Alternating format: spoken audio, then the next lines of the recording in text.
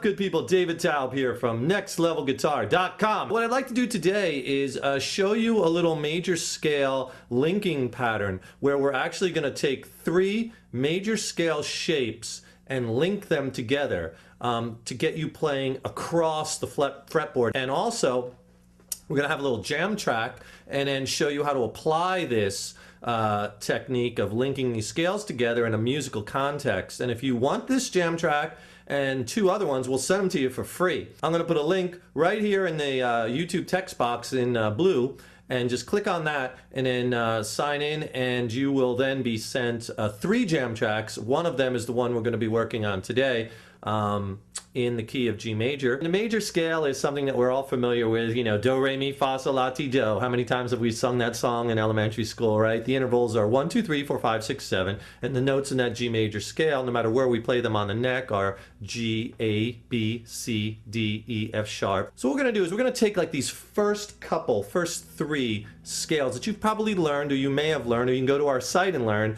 where you just learn them vertically, and we're going to take and just play a couple strings each as we move across the neck. The scale is also going to be very easy for you because it's just a 1, 2, 4 fingering. We're not using any other fingers. So we're just going to kind of go like a 1, 2, 4, 1, 2, 4, 1, then shift up a whole step, which is actually the next shape or position. 1, 2, 4, 1, 2, 4, 1, then shift up a whole step again. 1, 2, 4, 1, 2, 4.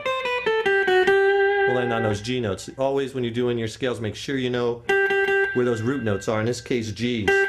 Got three of them in there. Here it is again. I'll play it all the way up and back, slow.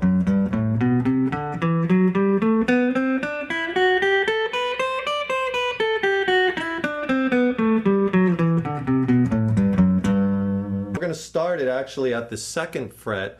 The G note is right here, 3rd fret, low E string. So the first thing you're going to do, and again we're going to use a 1, 2, and 4 fingering. We're not going to use this 3rd finger throughout this whole scale. So what you want to do on a low E string is play 2nd, 3rd, 5th fret, and then repeat that right underneath that, 2nd, 3rd, 5th on the A string. Then 2nd on the D string with that 1st finger. Then, so it's 1, 2, 4, 1, 2, 4, 1. Then shift up a whole step with that 1st finger.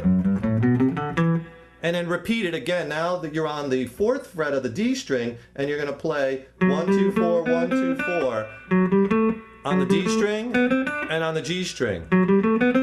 And then go up a half step, 1st finger now on that E note, which is the 5th fret on the B string. And then you're going to shift up a whole step from there. And now I'm on the 7th fret of the B string, and 1, 2, 4, 1, 2, 4. 7, 8, 10, 10th fret on the B string, and 7, 8, 10 on the high E string. So again, it's 1, 2, 4, 1, 2, 4, 1, then up a whole step, 1, 2, 4, 1, 2, 4. And that's it. So here's the whole thing slow.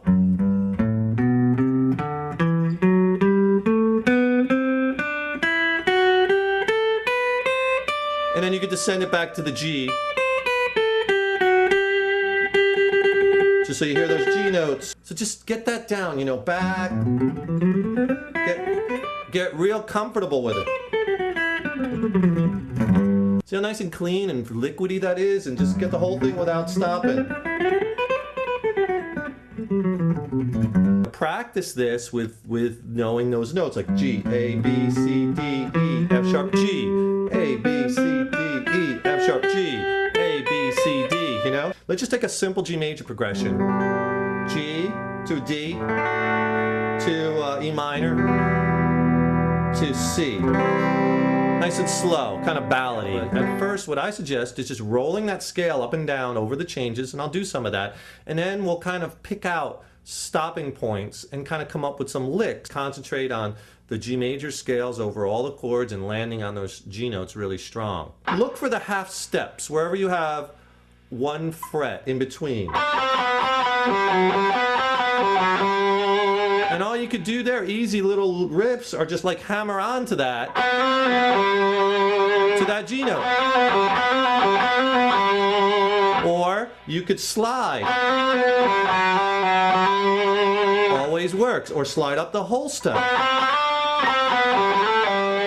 See, I'm kind of basing it around that G note. And the other thing is, you know, put some rests in there. Don't just keep playing note, note, note, note, note, note, note. Wherever you have a half step in major scales, those half steps sound really nice when you bend the note. So you're bending, for instance, you could bend this 4th fret on the D string to the 5th fret, or the 4th fret on the G string. And resolve it back to the root.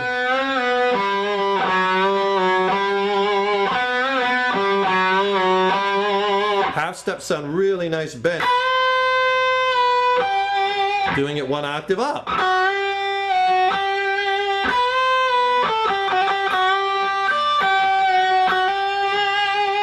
Let's go up and back.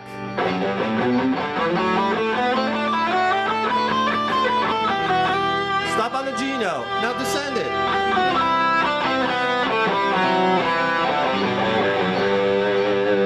Now go up, but this time take a little break.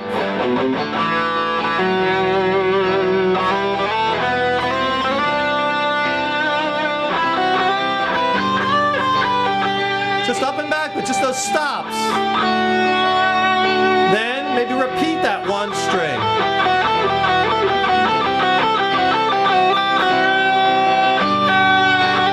There was that little half step bend. Back on the train, hovering around that G note. Now those half step bends.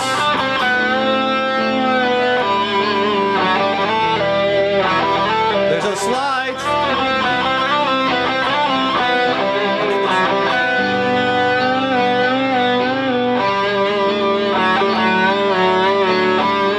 See, I'm exploring those half steps.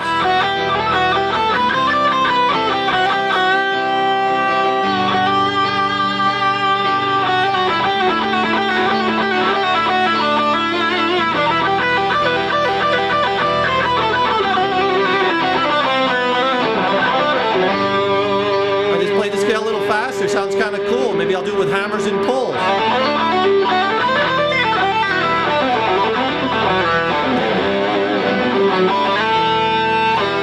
See when you put that pause in there?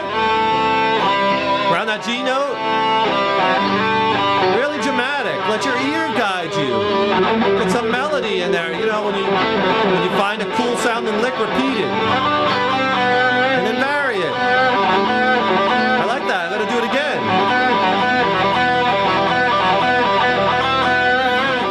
Guide you, and when you find a lick that works, repeat it, vary it a little bit. That's the whole thing that's going to draw people into your solo, you know, melody, you know. So when you find, ooh, I like that riff, hover around that riff, change the note, change the rhythm.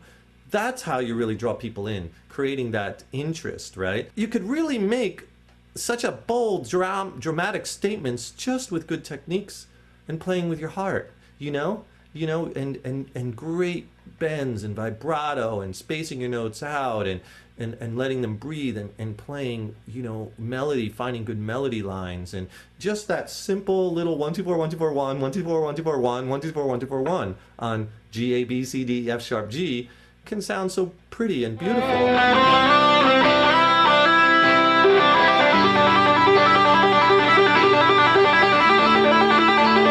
like that riff. I'm gonna keep going with it.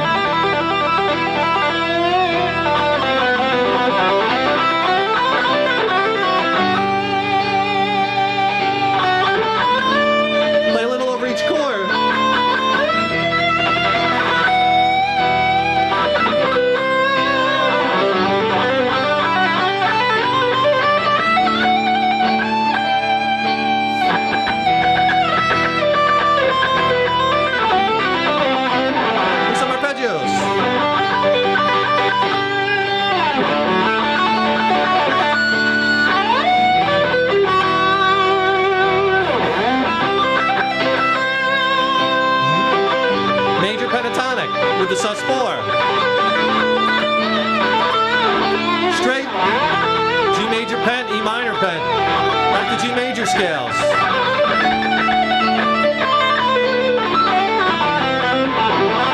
There's that long shape. Just tapping out that major shape over the chords.